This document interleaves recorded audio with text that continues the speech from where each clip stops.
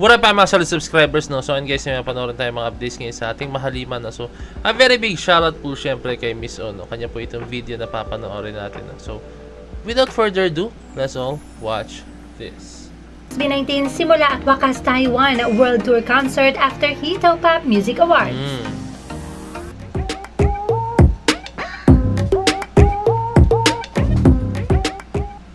Yes, you heard it right. Taiwanese casuals who have seen SB19 perform at the Hito Pop Music Awards have now gone to the rabbit hole. One casual said, "I can't move on. Everything I scroll through is SB19. It's driving me crazy. They're just so good.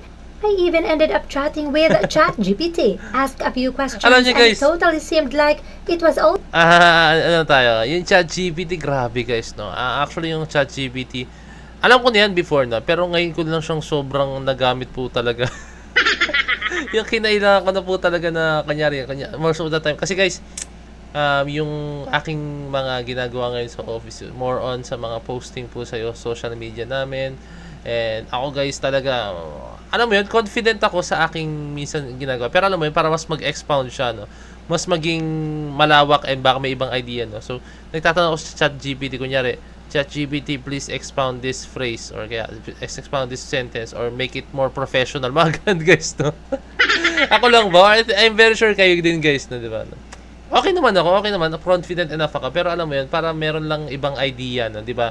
Alam nyo, diba tayo nga, pag halimbawa may mga decisions tayo sa buhay, gusto natin marami tayong option, no? And then isa-isahin natin, no? Diba? Kung ano yung mga tama. So parang ganun guys. Gusto ko marami ng option tapos makapili ako ng isa ron, no? So, ayun lang, na-share ko lang guys, nakita ko yung ChatGPT. Also obsessed with SB19. Completely wild. It was probably because everyone's been recommending them non-stop. ChatGPT was like, "If this keeps up, I'm going to become a fan too." So funny. I didn't even say anything and it already knew I liked Ken and Josh. And now, here are the casuals who now want to see the SB19 simula at wakas Mukhang 80 na si ChatGPT, ah. as World Tour Concert this June 29 at Zepp New Taipei, Taiwan. But unfortunately, the tickets are already sold out. Matik yan?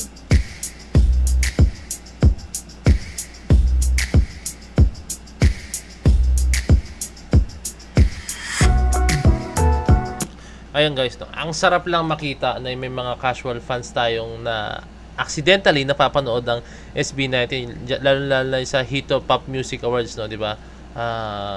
Yung mga ganong klaseng moment guys, no, magtataka sila. Kahit ako guys, may mga ganong moments ako, no, na may isang concert na tuloy-tuloy tapos biglang malaman ko na lang to, no.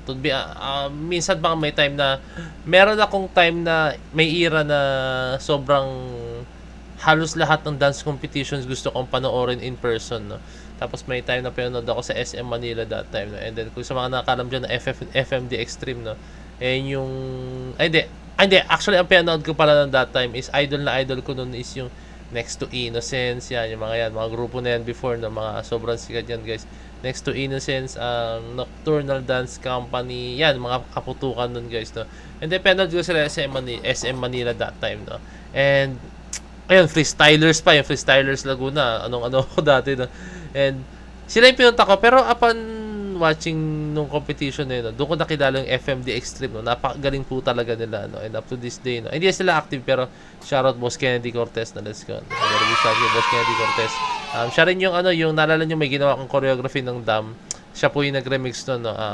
Nangingitay pa rin tulot kung pwede nating magamit yung kanta niya para gawa ko ng choreography. No. Pinayagan naman tayo. Napakabait talaga ni Boss Kennedy, no. So, ayun. May mga ganung moment, no. Kumbaga, hindi sila yung pinunta ko ron, pero napanood ko sila dahil competition yun. Marami akong papanood talaga. Ma-force akong panoorin yun. Parang doon nagsimula. Ano ba tong grupo na to, no? And then, sinerch ko na sila until dumating yung point na talagang na-hook ako sa kanila, no. Pinanood yung mga dance performance nila, no. Pinanood yung mga laban nila, dance competitions, kung paano sila nagsimula, 2008, 2009, 2010, mga ganong year yata. Di ko sure kung anong eksaktong year sila nagsimula, no. So, ayun, ganun din guys yung mga casual fans, no. Napanood nila yung SB19 dito sa Hito Pop Music Awards, no. And then, upon watching SB19, I'm pretty sure guys, no, na ano sila, dumating sa point na nag-wonder sila, ano ba tong grupo na to? Ba't ang dami sumusuporta? Ano ba tong grupo na to? Bakit sikat na sikat sila? worldwide, no. So kumbaga doon yun na mismo ang justify, no, kung ano bang meron sa kanila, ano bang meron, like yung voice quality, yung performance, all in all, guys, no, pinakita nila sa tatlong kantang yun, guys, so tatlong set ng performance na yun, guys. Hindi set, tatlong songs na yun na pinerform nila, no, which is yung Dam, Dungka and Gento, no, 'di ba? Doon nakilala ng mga tao yung ng mga tao yung SB19 na ngayon, no, dahil sa performance na yun.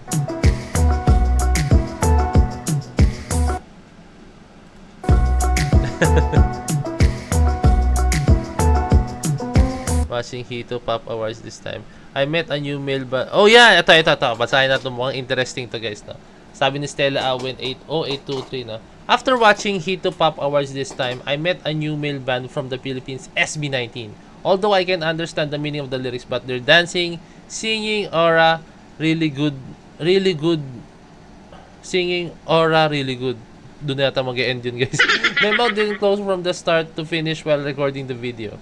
Too bad they had no tickets for next week's ZEP concert, no? Because the video is in the back also has ozone mix, no. So ito yung perfect example, guys. Ito yung perfect example, I mean isa to sa mga perfect example ng mga casual fans po talaga, guys, na sobrang na-hook po sa SB19, no, na yan. Panood lang niya ang SB19 sa Hito Pop Awards, no, and then yun na, nagtuloy-tuloy pa, and then dumating sa point na gusto niya manood ng concert mismo ng SB19, no. So ganun lang yan, guys, no. Wala namang masama kasi, guys, na alam mo yun, sumuporta ka sa isang grupo, no? Kasi I'm pretty sure, guys, yung ibang tao sa atin, naiilang sumuporta sa isang grupo or sa ganito, like, aminan, guys, no, yung ibang tao, hindi trip yung music na ginagawa ng artist na ganito or yung artist na ganyan, no? Tapos, pag halimbawa nakinig tayo doon, and then yung kaibigan na sabi, ba't nakikinig ka dyan? Hindi naman maganda mga music niyan. At saka, dapat ganito, rockista tayo. At mga ganun, di ba?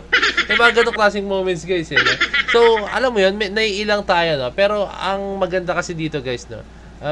Kung gusto mo talaga yung pinapakinggan mo, no? Hayaan mo yung mga sasabihin ng iba, no? Hayaan mo silang kung ano sabihin nila na ganito, ganyan. Basta, ang mahalaga is, idol mo sila, no? Diba? Hindi naman yung mga friends mo ang magsasabi, hindi naman yung mga friends mo magsasabi na magbabayad ng tickets mo, 'di ba? Ikaw naman ang magbabayad ng ticket pag manonood ka ron, 'di ba? No, tandaan mo 'yun, guys, no. And kasi, guys, iba-iba yung taste natin sa music, alam natin 'yan, no. Kaya sa mga ibang tao diyan na I'm pretty sure, guys, in reality nangyayari 'yan, guys, no. May mga ganyan nangyayari, no. Kahit nung dati, guys, sa akin po ay nangyari din 'yan nung ako kasi that time is mahilig ako sa mga kanta na alam mo 'yun, yung mga love song, tapos yung ano kasi that time, guys, nung high school moments, mahilig sa mga rock, no? And then, yung mga tao nagsasabi na ang Bodigoro, ba't yun yung pinapakinggan ko, no? And then, dumating pa sa point na hindi na na-appreciate yung mga kanta ng, ano ba mga kanta yan? Yung mga Backstreet Boys, Westlife. Mas gusto nila yung mga hip-hop talaga, no? Diba? Mas lalaki daw pakinggan, no? So, ayun lang, ina-explain ko na sa inyo kasi in reality, nangyayari po talaga yan, no? Kaya tayo, kung ano yung nasa puso natin, yun yung pakinggan natin. Hayaan mo na sila kung yun yung gusto nilang pakinggan.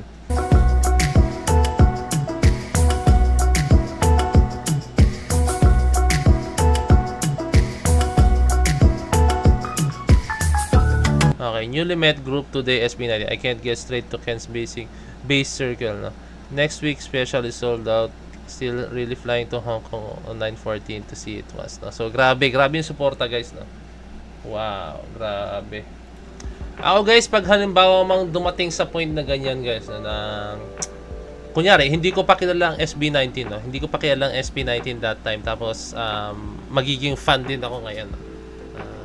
I think, pag napanood ko sila sa isang concert, tapos, alam mo yun, isa ko, kunyari, sa mga tao na hindi naniwala sa musika nila. Tapos, kunyari, no, ako ng music fest. I'm pretty sure, guys, mahuhooked ako agad sa SB19 sa music nila, no? Kahit ano pa yan, no? Kasi may kita mo dun yung passion, may kita mo dun yung energy. Kasi bihira lang sa isang grupo, sa isang performer ang kumakanta at the same time is binibigay yung lahat nila, guys. Tandaan yan, no? Hindi madali sa isang grupo or hindi basta-basta ang isang grupo na ganyan, no? So for me, SB19 lang yung halos nakikita kong ganyan na all out kung mag-perform na talagang hindi sila ano ba? I think this is the perfect explanation, guys, no. Hindi sila sumusunod sa textbook, no. Na kunyari pag isang P-pop group dapat ganito lang ang gawin mo. Pag isang pop group ganito lang.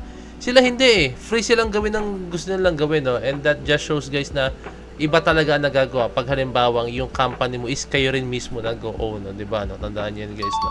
So, meron silang sariling, although na alam may limitations, pero most of the decisions came from them also, guys, no. Sa kanila rin po mismo nanggagaling, no. So, ayun lang. Nakatuwa lang. Sobrang natutuwa ako sa SB19, no. Napaka-free lang nila.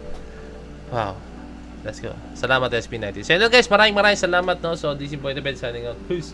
Bless you.